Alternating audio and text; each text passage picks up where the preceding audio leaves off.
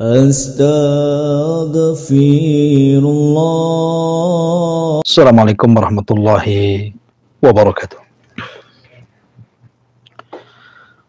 Bismillah wassalatu wassalamu ala rasulillah wa ala alihi wa sahbihi wa mawalah wa la hawla wa la quwata illa billahi wa ba'du.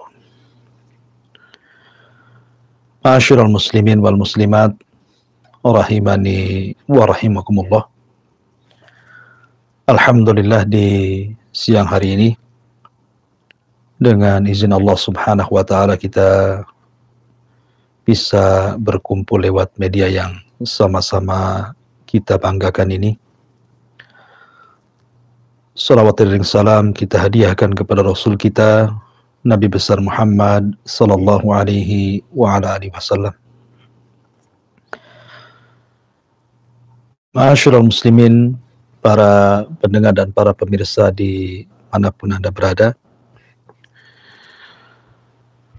di dalam kitab Ihya Ulumuddin karya Al-Imam Al-Ghazali rahimahullahu ta'ala,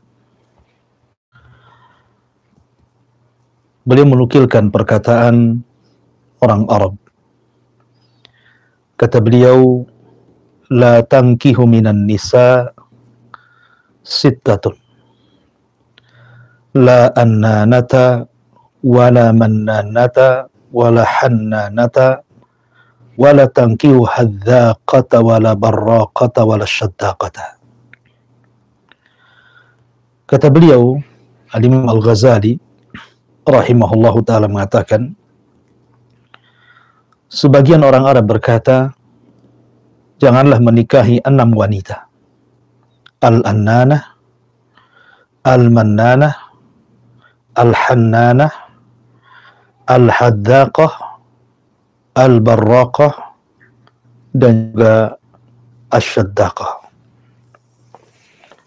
Apa maksud perkataan Al-Imam Al-Ghazali rahimahullahu ta'ala di sini? Ma'asyiral muslimin yang dimuliakan Allah subhanahu wa ta'ala, kita tahu bahwa di dalam Islam pernikahan adalah separuh daripada agama.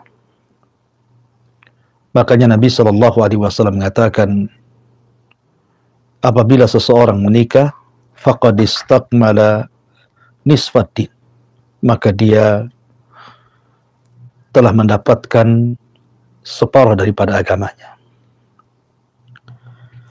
Dan Islam sangat-sangat memperhatikan soal mencari jodoh,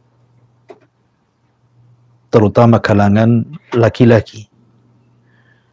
Nabi SAW mengatakan, tunkahul mar'atu li arba', wanita itu dinikahi karena 4 perkara.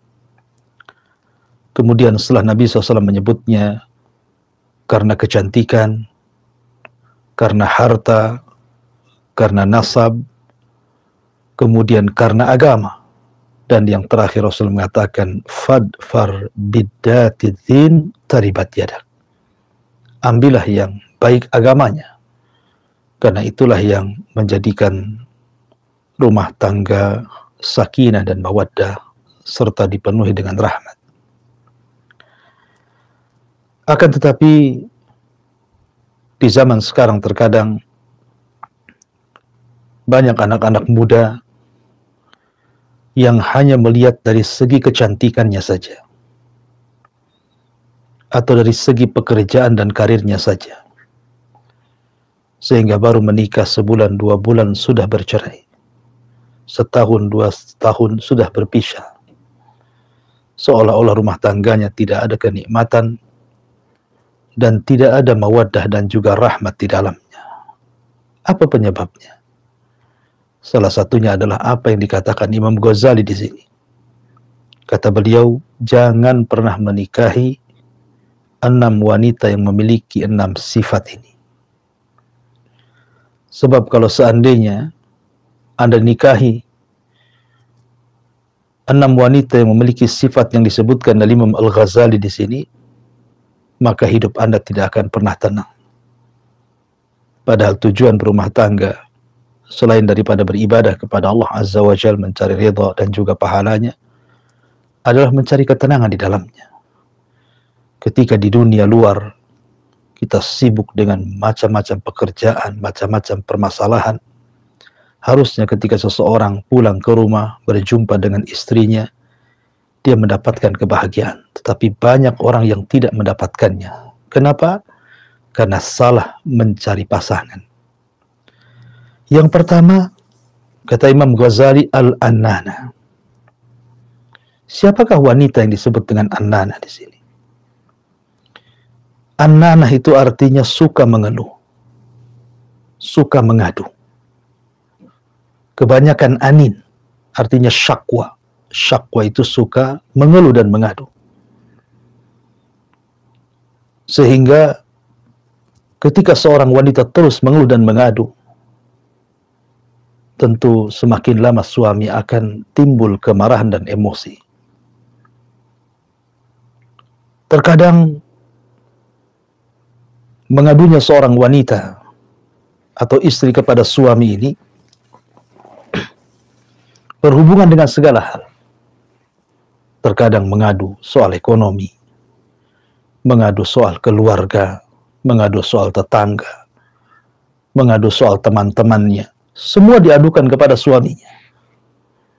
Seolah-olah tidak ada hari kecuali hanya mengadu dan mengadu, mengeluh dan mengeluh, dan tidak mau mencari solusi sendiri.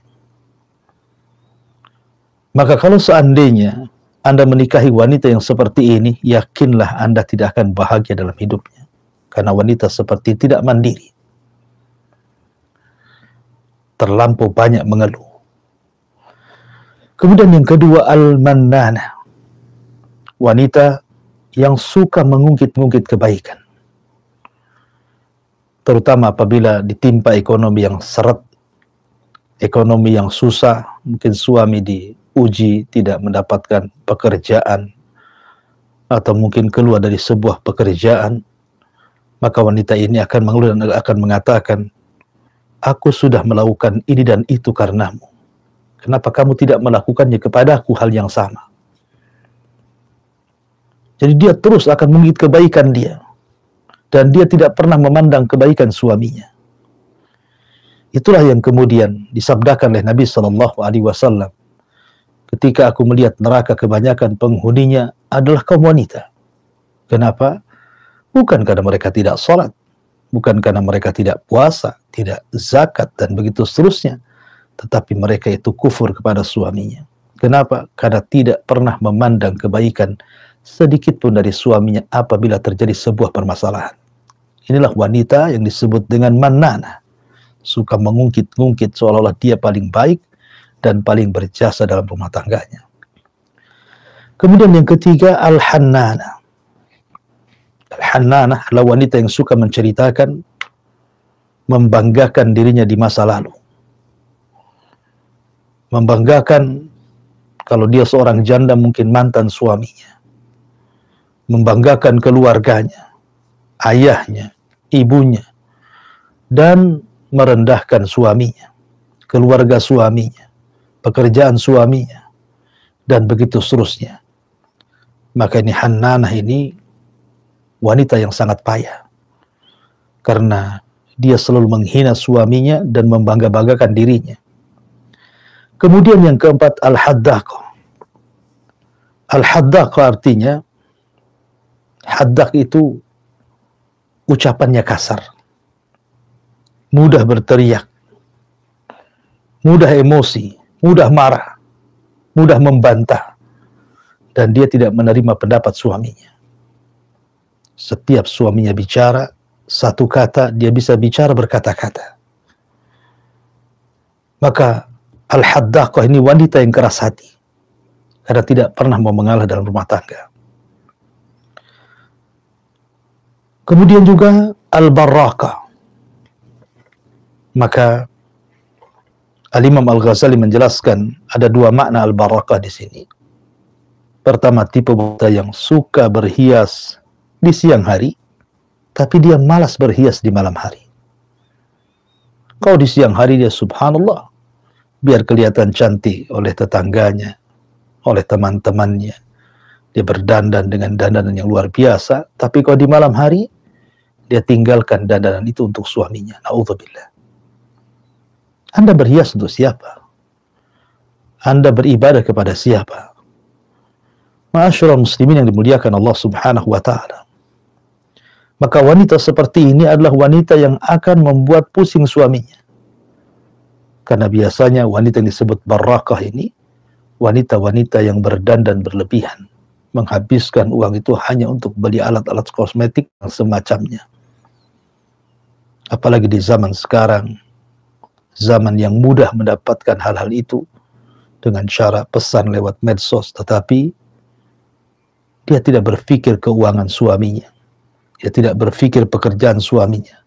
Yang ada bagaimana dia mementingkan dirinya, mempercantik dirinya tanpa melihat bagaimana kondisi suaminya. Atau al-barakah ini diartikan wanita yang suka mengurung diri. Wanita yang suka mengurung diri. Dia tidak pernah bersosialisasi dengan tetangganya. Dia tidak pernah membuka pintu rumahnya. Dia dalam kamarnya saja. Dia malas masak, malas nyapu, malas ngepel, malas melayani. Maka ini wanita pemalas. Itu juga mana al-barakah. Kemudian yang keenam, asyadzaqah. Asyadzaqah artinya, secara bahasa artinya lebar sudut mulutnya, itu disebut as-sadzaq namanya. Artinya wanita yang disebut sadzaqah ini, mungkin bahasa kitanya mungkin tukang nyinyir, banyak bicara, banyak komentar, kepo. Nah, itu wanita-wanita yang disebut sadzaqah itu.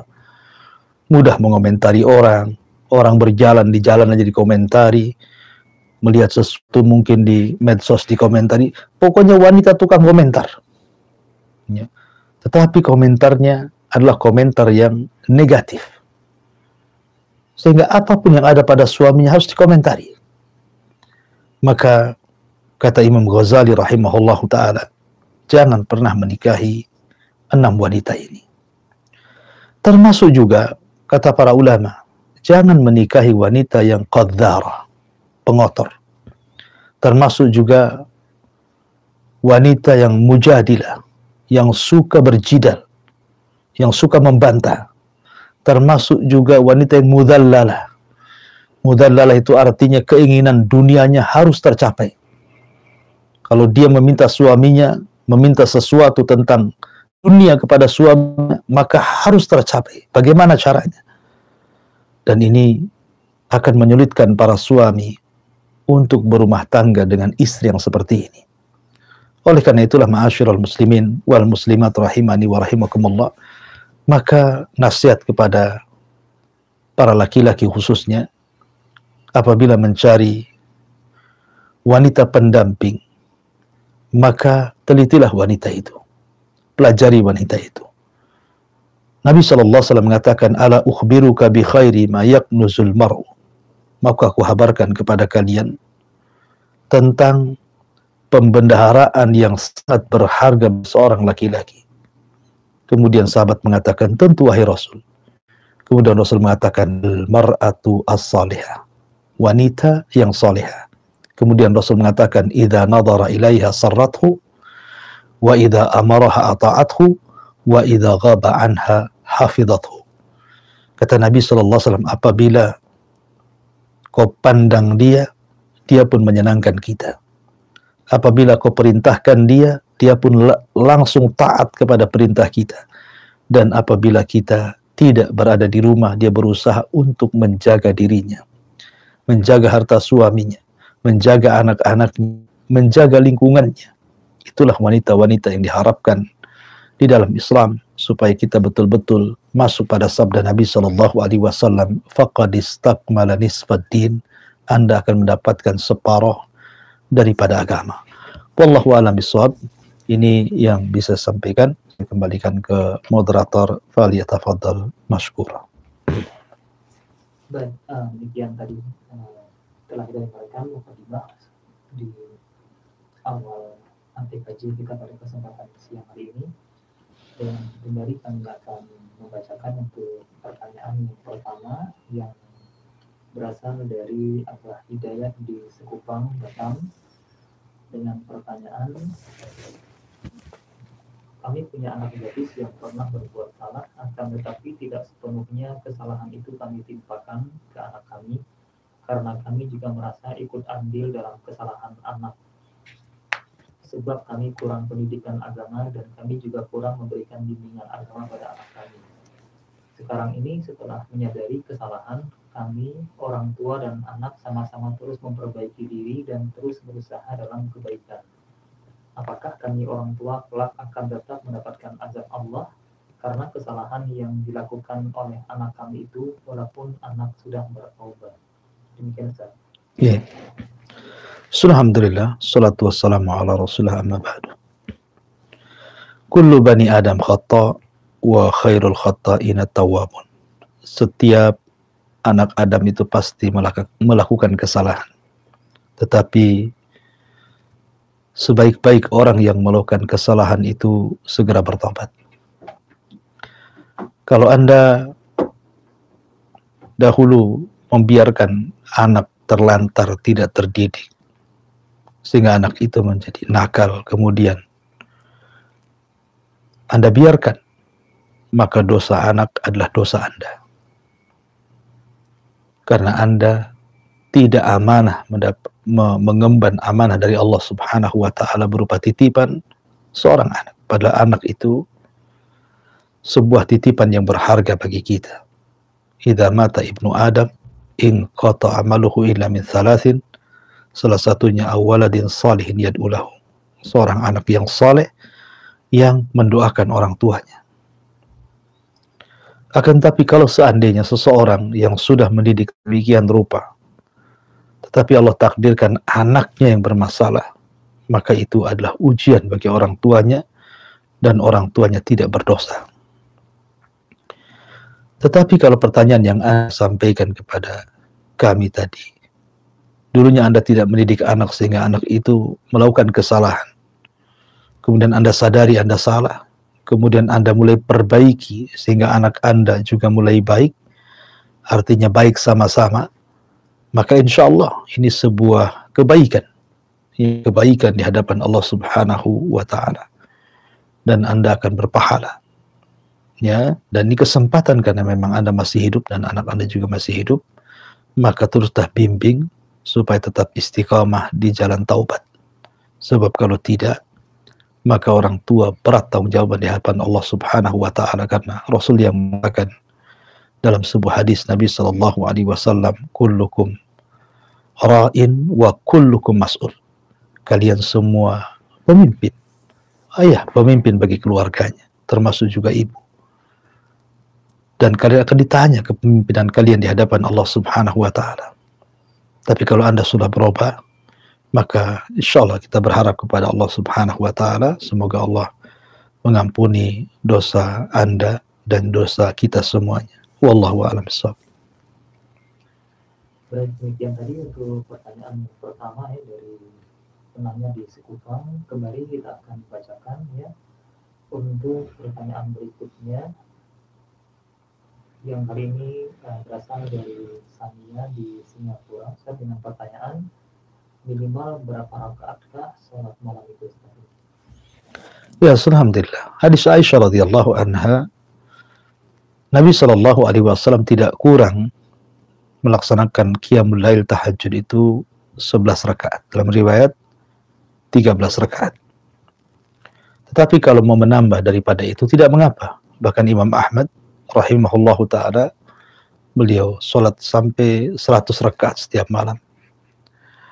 Tetapi kalau ditanya paling sedikit sholat malam, tentu sholat witir boleh dikerjakan dalam 1 rakaat. Dan sholat witir adalah seafdol-afdolnya qiyamul lail. Seafdol-afdolnya sholat sunnah setelah sholat wajib. Witir itu melebihi rawatib, melebihi nawafil, baik yang mutlak atau yang dzatul asbab.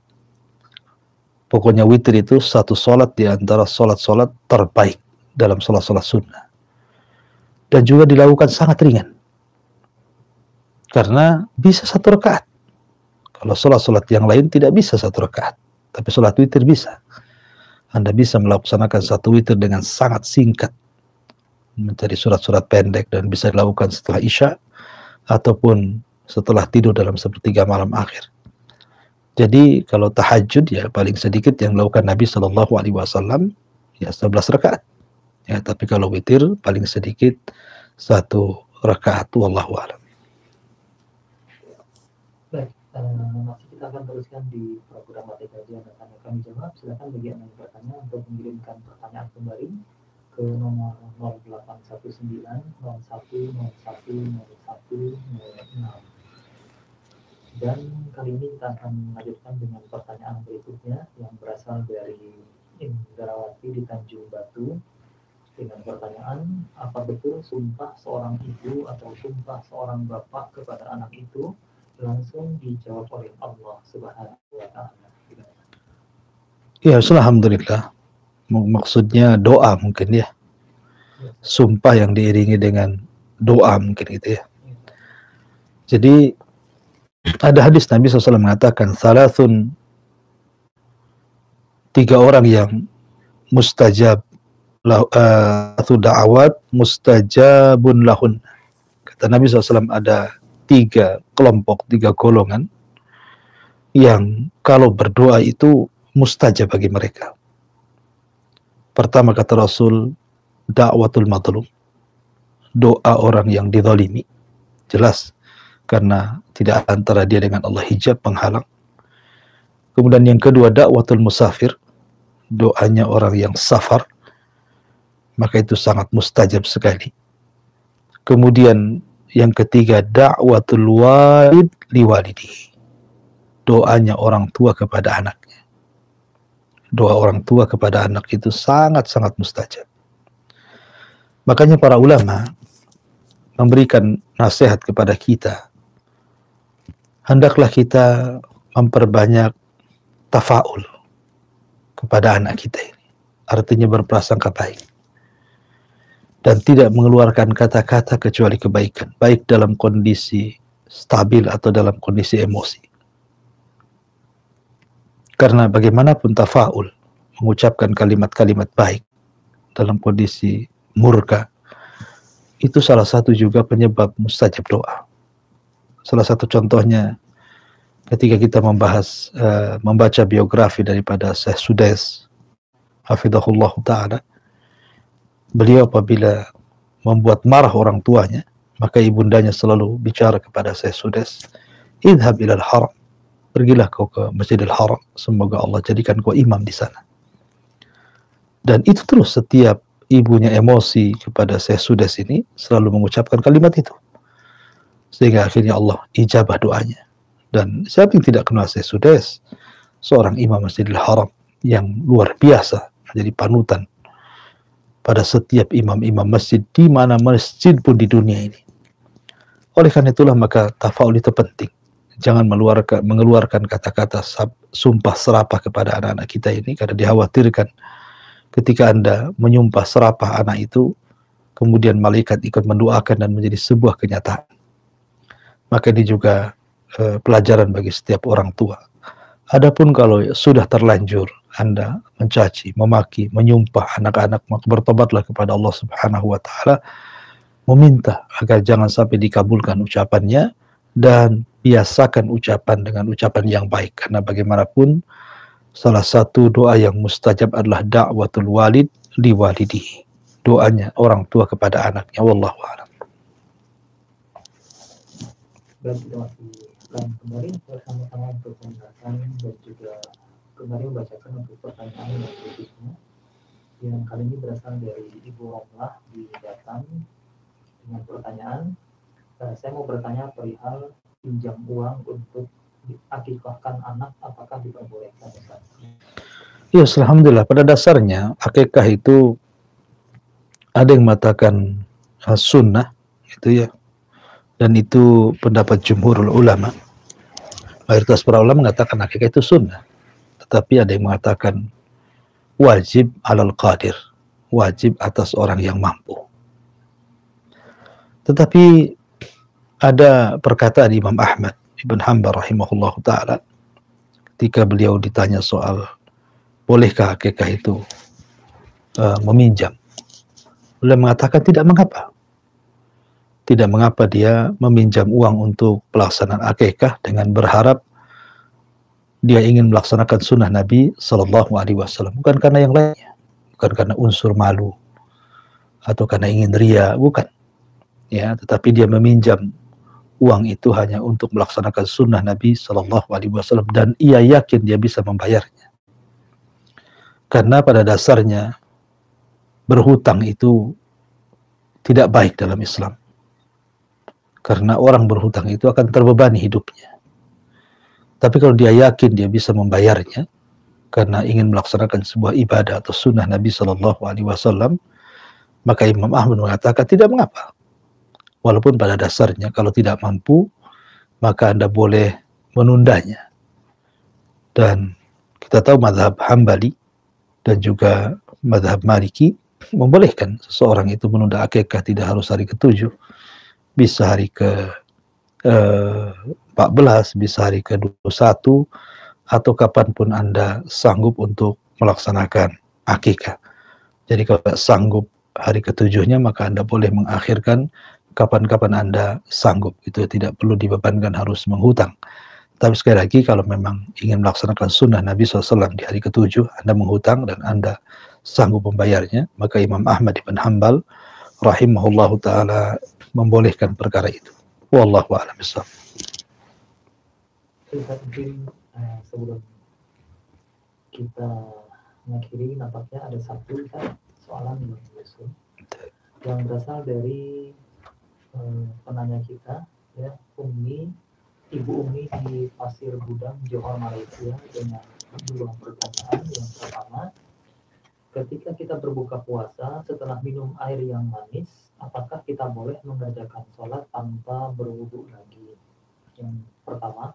Dan yang kedua, apakah seorang muslimah yang sedang safar boleh mengerjakan sholat dengan memakai baju yang longgar dan stocking tanpa memakai mukena? Iya, alhamdulillah.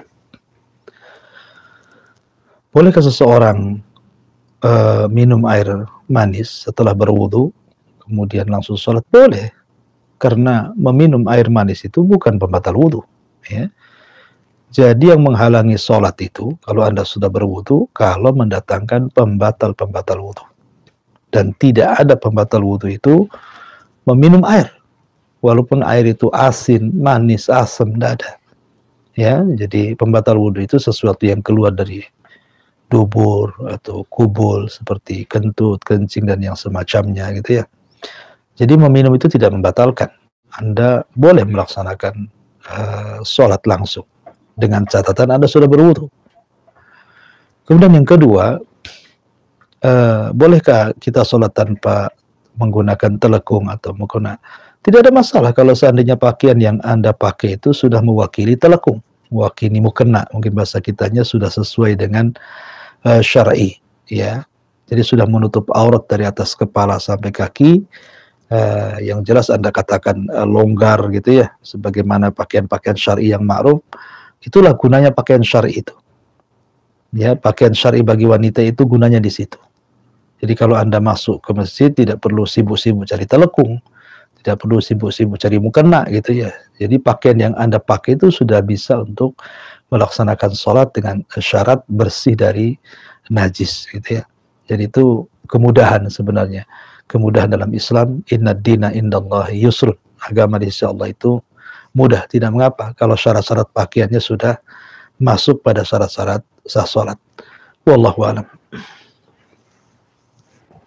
Baik, demikian tadi telah kita ikuti program APKJ Anda tanyakan dijawab dengan beberapa soal yang telah diberikan jawaban oleh Ustaz. Dan sebelum kita mengakhiri perjumpaan kita, kembali kami minta kepada Ustaz untuk bisa memberikan sedikit sebagai penutup di acara kita. Ya, alhamdulillah. Salatu wassalamu ala Rasulillah amma ba'du. Kembali ke pembahasan di awal. Kita tahu bahwa Nabi Shallallahu Alaihi Wasallam ketika berumah tangga, maka beliau memberikan contoh terbaik dalam rumah tangganya. Lihat wanita yang dipilih Nabi Shallallahu Alaihi Wasallam, Khadijah bintu Khuwailid. Ketika Nabi Shallallahu Alaihi Wasallam selesai berjumpa dengan Jibril dan melihat Jibril dalam bentuk asli, sehingga Rasul ketakutan ketika itu, maka Nabi SAW pulang, kemudian memanggil Khadijah dan mengatakan, dathiruni, dathiruni, zammiluni, zammiluni, selimuti aku, dan begitu seterusnya. Akhirnya Khadijah pun menyelimuti Nabi Shallallahu Alaihi Wasallam. Kemudian Khadijah menghibur hati Rasul dan mengatakan, wallah la yusikallahu abada. Peristiwa ini tidak mungkin menjadikan kau terhina, wahai suamiku. Innaka latasilur rahim. Kau ini orang yang menyambung silaturahim. Wa taqrid dhaif. Engkau ini orang yang suka menjamu tamu. Wa tu'inu ala nawabi'il haq. Dan kau suka menolong orang yang berhajat kepadamu, membantu para fuqara wal masakin, dan sifat-sifat lain diucapkan Khadijah di hadapan Nabi Shallallahu Alaihi Wasallam. Kemudian Rasul pun merasa tenang. Bahkan tidak cukup sampai di sini, Khadijah membawa Nabi Shallallahu Alaihi Wasallam ke Waraqah ibn Naufal, masih kerabat Khadijah, dia seorang pendeta yang paham tentang kitab. Kemudian diadukan perkara Nabi Shallallahu Alaihi Wasallam kepada Waraqah ibn Naufal. Begitulah Khadijah, wanita yang salehah, teladan seluruh wanita yang Anda cari harusnya para anak-anak muda dalam mencari jodoh. Karena sekali lagi di zaman sekarang saya nasihatkan kepada anak-anak muda, jangan mudah untuk mencari jodoh. Karena Anda menikah satu kali, dan pernikahan itu adalah sakral.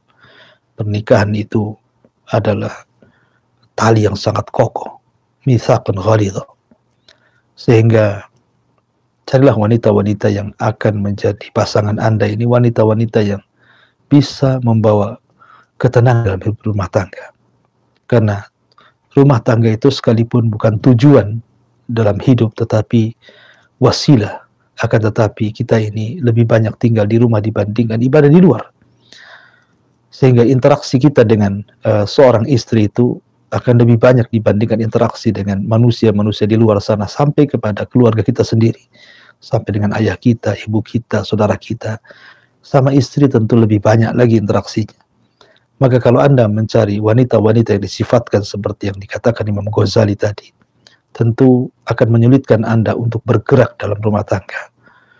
Akan menyulitkan Anda untuk mendapatkan ketenangan dan kesenangan dan kebahagiaan dalam rumah tangga.